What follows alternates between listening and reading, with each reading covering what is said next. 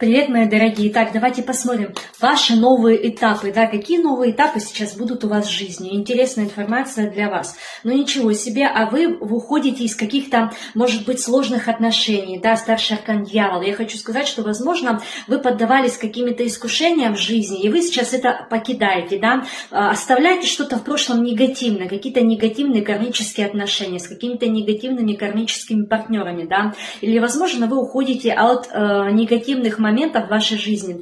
Вы проработали своего внутреннего дьявола, да, ну, своих внутренних демонов вы побороли. Сейчас вы идете в новое, в свое будущее. По королю мечей я хочу сказать, что да, возможно, где-то вы сейчас будете какую-то победу одерживать, да, такую дерзкую победу. И высшие силы говорят, это новые этапы, вы должны наполниться таким воинственным духом и идти дерзким, с таким характером, добиваться своих целей, добиваться своей победы. Да будет так, будет победа на вашей стороне.